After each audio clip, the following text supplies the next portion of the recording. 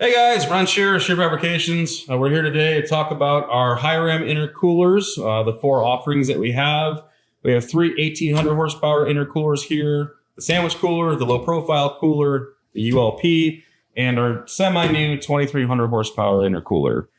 All of these intercoolers fit all of Holley's HiRam applications for the LS, HiRam, mid-ram, and low-ram applications for the LS, small block Ford, new Hemi, and LT engines. So it fits several intakes, several different platforms. You can use these all on all of them.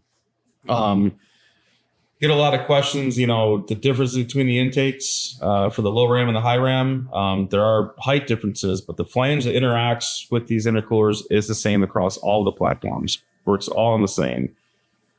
These three intercoolers are pretty much the same unit. They're a little bit different on the top. Obviously this one has a flange. This one's meant to be the meat in the sandwich between the cast base and the cast upper. It was our first intercooler. We released it about 8 years ago, I think.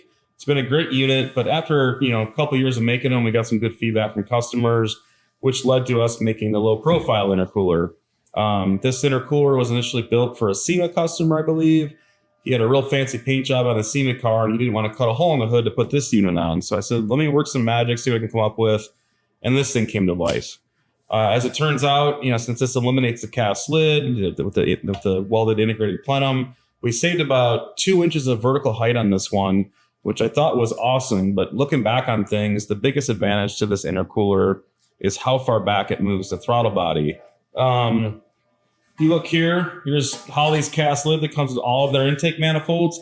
It's a really nice piece, good quality casting, but it has this long snout up here in the front of it for the throttle body, which works great. I understand why they did it, but when you try to fit it in your car, it can pose some problems sometimes, especially in short nose cars like S10s where you've got a radiator right there. Well, you're not going to have room to put a throttle body and run your intercooler plumbing into it without some major issues, As you can see, these things are about spaced evenly, semi-evenly on the table.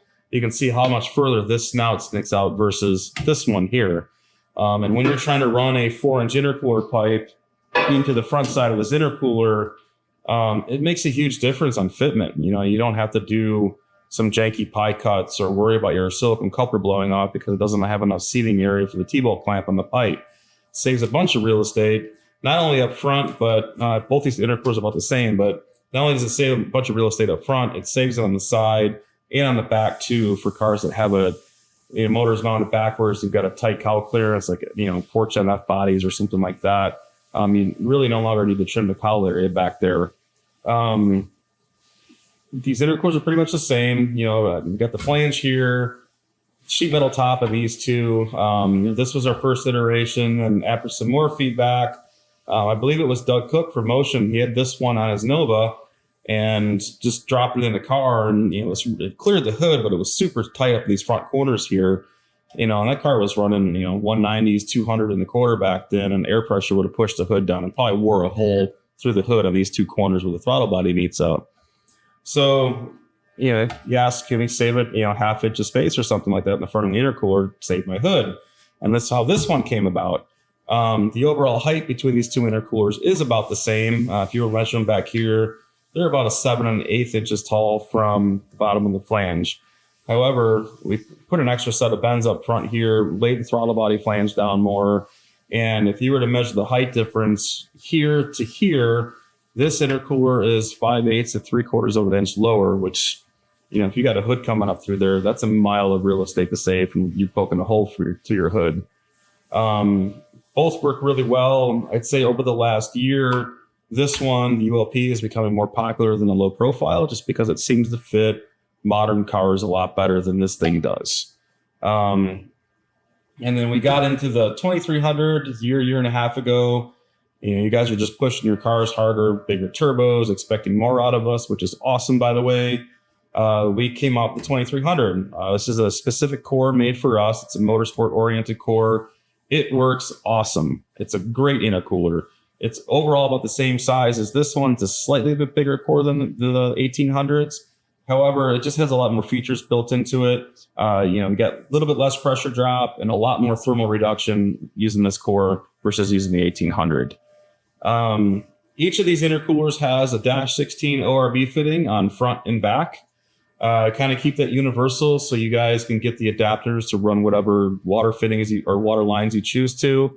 There's a huge variance in water line cost. You can go to Home Depot and run some aquarium line for, $50 or something, or you can spend some real good money on some Radial line kits from us that are, $500, $600 to $800 depending on how much hose you need. That's a huge variance, and not always, not everybody budgets for that all the time. So at least with the 16 ORB fitting, at least some kind of universality to it. Is that a word? Universality? Whatever, it works. That way you can run -16, -20, 12, hose bar, whatever you want to do. All of these come with parts kits. They include bolts, washers, one-piece O-ring, and throttle cable bracket. Meant to mount up front. The throttle cable bracket mounts to the lower side of the intake underneath these two front bolts. So it's meant for a flip throttle body with the eccentric on the driver's side of the car. Typically guys run throttle cable bracket underneath the intake manifold, go underneath and up through the cable bracket, and it comes into the throttle body angle, or throttle body through the bottom. This intercooler has a 30-degree throttle body angle. This one has a 45-degree throttle body angle. And we'll touch on the fitment differences between them, but every car is different. Each one kind of has its place depending on, what kind of envelope you're working with in your engine bay, where your plumbing's running from, et cetera, et cetera. The 2300 is kind of a mimic of our ULP. These almost fit in the same space as one another. This one is a slight bit bigger, but depending on how your your intercooler plumbing's fabricated, you can almost drop this one in this way, and in the place of this one, it'll work great. You can expect to see, a 50-degree reduction in temps on a quarter-mile car. If you got like twin 72s or something like that on the car, a little bit less pressure drop. This thing is a gangster intercooler, and it works really, really well. We'll start moving on to how to pick these things for your car. So many different cars out there, and everybody's kind of placing their turbos.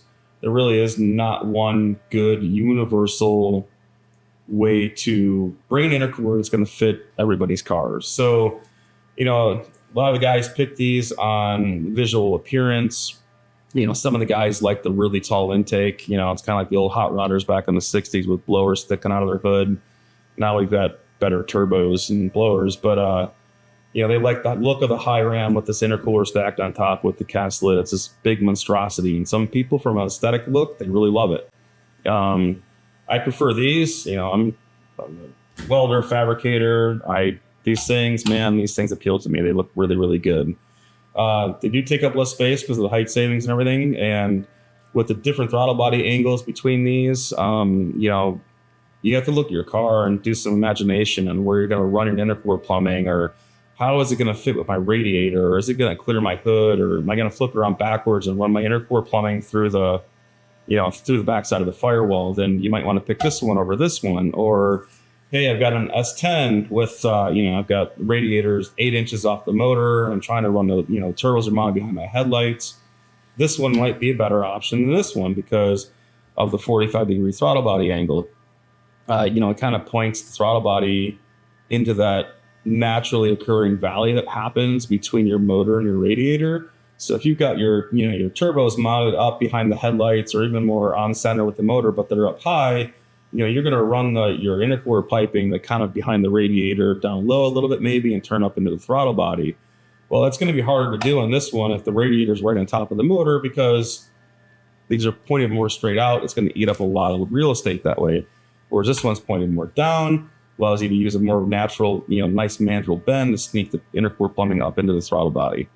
Then again, if you have a sandrail or a Jetboat, you don't need to worry about that. You might want this pointing right out for, aesthetic looks, or maybe you have we've run into this on a couple of sandrails. They've got a frame rail right here, or some kind of roll cage deal right here. They can't use this intercooler because it's going to go right to the middle of tubing or something. So they use this, or we even had where we had to go back to this one because, they needed the vertical height to clear something in the way on the car. And they had a radiator or a fuel cell or something like that. So all different variables. You got to look at your car, kind of, sit down, crack a beer, stare at the car for a little bit, close your eyes, whatever you got to do, and kind of imagine how you're going to run everything. That way you can pick the right intercooler the first time around. Again, like I said, this one fits up pretty much the same as this. Over the last year, this one has clearly become the favorite out of these three. So when we came out with this one, we kind of mimicked the same lid, and it's a really good product offering. I feel like I'm pretty proud of this lineup. It's good. It works really well, and it kicks ass. All right, so now that we touched on how to pick the right intercooler for fitting my car, let's talk about picking the right intercooler for the use of my car and how much fun we're going to have with them. These things are in all kinds of applications: twin turbo streetcars, jet boats, king of the hammer trucks, sand rails. They're all over the map. Race cars, you name it. So take into consideration when you're picking one of these cores, how am I going to use it? Do I have a streetcar with a pair of 62s or 67s at 15 to 20 pounds of boost? You can get away with one of these. Do I have I'm turning my streetcar into a race car and I weld the wastegate shut in these 67s and I'm giving it all she's got. Well, even though that thing may only make 17 or 1800 horsepower, which is under the horsepower rating of this intercooler, those 67s at max shaft speed are going to be hell on an intercooler. Really high post compressor temps, good amount of airflow, making good power. You're going to need to have a better intercooler in the car. This is your solution for that. Same thing goes for like a pair of 72 or 76s, or if I have a class legal car, or maybe, with the king of the hammers I mentioned, I'm only running 15 or 20 pounds of boost in my twin turbo 427, but I'm in it to win it for 100 miles to the middle of the desert. You're probably going to want to have a better intercooler in the car. Also, you got to take into consideration the cooling side of things too, right? The water side of these intercoolers. The king of the hammers truck, it's not going to have an ice tank. You're not going to be dumping bags of ice from 7-Eleven in your ice tank in the middle of the desert. You're going to have a heat exchanger on the car, and you're going to be dealing with ambient temps to keep that thing cool. So you probably need to have a big radiator to keep up with an intercooler, maybe a better intercooler to keep up with the air temps. Also, what are you going to do with the water side of things? Your streetcar, you might just cruise around with a heat exchanger or a little bit of ice, for street racing at night or something. You're going to drop a bag in here and there. Or, if you got a class legal, say like an X275 car or something, you have to take into consideration how you're going to set up your water side of things. And, these things are very dependent on the water side. For them to work really well, you have to have a good water side as well. And there's variables in a car and how it accelerates that are going to play a factor in how well these intercoolers can work. G-forces wreak hell on a water pump. We don't have a water pump with a 10 horsepower electric motor behind it. They're a tiny electric motor. And when you have, figure you got a dash 16 line running 20 foot forward, say that thing holds a 3/4 gallon of water or something, you got 2.5 gallons of water inside your intercooler, and you got a car that's pulling, say 3 G's off the trains brake. That's a lot of water weight for a little tiny water pump to keep water flow through these intercoolers and to keep them happy, to keep your intake temps in check. So with that, you want to take that into consideration. Streetcar, not as big of a factor. Race car, bigger factor. As with all intercoolers, not just these, you want to feed them in such a manner that when you turn the water pump on, it will bleed out all the air out of the core, fill the core completely with water so the core has a complete fill so it can do its job of removing intake temp. Typically, we try to set up our intercoolers with a low feed and a high exit. And also, if you can achieve that, that's priority number one: feed low, exit high, or feed high, exit high, so it bleeds all the air out of the core. Priority number two is to feed forward, exit rear. When these intercoolers are mounted on your intake manifold with the throttle body facing forward still, like 99% of you guys still do, you always want to try and feed the front of the intercooler. It feeds in the lower port and then exits the rear on the higher port. Also, by doing this, you are feeding the front, exiting the rear. You don't have that 2 gallons of water weight in the intercooler working against the water pump when the car is under acceleration. It is a big factor. We built some really nice intercoolers for some people, and they call us up and are like, this intercooler doesn't work. It sucks. Well, why does it suck? It doesn't work on XYZ's car over here and just decide not to work in your car here. There is a reason for it, and let's chase it down. And we found over the years, trial by error, we didn't know this stuff right from the get-go. Acceleration forces wreak hell on the water side of a liquid air intercooler system. So when you let go of the trans brake and this thing has got 3 or 4 G's of acceleration, forward acceleration, you got to think about, that water pump is trying to move water forward in the car 20 feet. Say you got a dash 16 line, 20 feet forward probably holds, a quarter gallon, half gallon of water. This intercooler holds a gallon and a half, 2 gallons of water. The water weight, you figure 8 gallons per pound, and you got 3 or 4 G's accelerating on you. That water turns into 24 pounds pretty quick. That's a lot of water weight for a tiny water pump to move against. So you want to, when you're running your water lines, you want to take this into consideration, where you mount the pump as well. You don't want to mount the pump on the front side of your water tank. Again, when you let go of the fun button, all that water, even though the tank is full, all the water is going to the back of the tank, and it's going to starve the inlet of the pump. Whereas if you mount the pump on the back of the tank, you're going to use acceleration forces to your advantage, and it's going to jam that water down the throat of the pump and make the pump more efficient, and it will be able to sustain water flow longer under acceleration forces. So whatever you can do to mitigate that acceleration force in the water, by moving the water tank forward, even if you mount it side to side with the intercooler, or reducing line size, reduce that water weight in the line, it will help to keep the water flow going to the intercooler and keep that thing working as best as it can under acceleration. And we touched on the turbos, something to consider. Like these intercoolers, I've seen twin 76 427-inch cars run these intercoolers in a quarter mile, like 30 pounds of boost, 130 degree inlet temps. They keep up pretty good. This intercooler, same application, you're going to see 80 to 90 degree inlet temps. It's a huge difference. This is a much, much better core. It has a slight bit less pressure drop than this does. We tested these like on a 427-inch LS car, twin 88s, 45 pounds of boost. Used to 8th mile car, used to run these, used to see like 160, 170 degree inlet temps at the 8th mile straight. This car runs 4.0s. It's way beyond the horsepower ratings of these things. He puts this intercooler on, boom, 130 degree inlet temps at the 8th, same boost pressure. And he achieved that same boost pressure, I believe, with 2 pounds less pressure of CO2 on top of the gate. It is all around more efficient. It flows better and it cools better. So take that into consideration. I'm all about the buy once, cry once. And while this may not be for everybody's application, we're guys. We never put smaller turbos on our cars.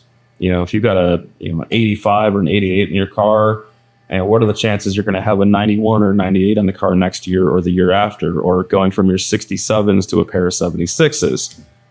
We all do it. Everybody does it. So buy once, cry once. Take into consideration what you're going to be doing in the future with your car. And, am I going to have this intercooler still in the car when I put those big turbos on? If you are, then you might want to consider your investment. And instead of buying this, selling it, and rebuying something like this later on, maybe just get this from the get-go. They all fit up pretty much the same. It's just this one does work a whole bunch better. And time under boost, I don't think we've touched on that. Radial prep versus no prep car, say like an X275 car, they're running 430s to the 8th now. I would imagine a good X275 car now is all in 0.3 of a second max boost throughout the rest of the run. Say that gives them 4 seconds of max boost, high post compressor temps, beating the snot out of an intercooler, versus like a fast no prep car. Now, I don't have a lot of details on no prep stuff. I've seen a lot of different data logs from no prep cars. I don't know what a typical boost curve is, but I do know they're lazy, and they always have a scramble button on tap for that oh shit moment when somebody's going to put a gap on your ass. So take that into consideration as well. It's like, if I'm just a street car that's going to do some no prep racing, I'm not going to have a real aggressive boost curve. The thing might only see max boost for a second or two on each given pass. that's going to be considerably easier on an intercooler than your X275 boost curve, where it's all in and 3/10 and you get 4 seconds under max boost. Same thing, I guess, for some of you no prep guys with larger turbos, you use that scramble button a lot. Something to consider as well. You know, this thing's going to have 50 degrees less inlet temps versus this one at say 35 pounds of boost on your twin 76 car. That 50 degrees is a 5% horsepower difference. Think about that. You know, average rule of thumb on a gas car is every 10 degrees makes a 1% horsepower difference. On a 2,000 horsepower car, that's 100 horsepower. That is a huge difference. So take that into consideration. You're picking these intercoolers, and you know, just make sure you get the right one for you, and it's going to carry you on through time. And with that, I think I've covered pretty much everything we need to cover on these. And I hope that we've, you know, shared some knowledge with you of things that I've learned throughout the years. You know, always the more you know, the better off you are. Details do matter on intercooler setups and with everything on the race car. You can find all this information on the website. These intercoolers are listed on the website at shearerfabrications.com. If you guys ever have any questions, give us a buzz. Have a great day.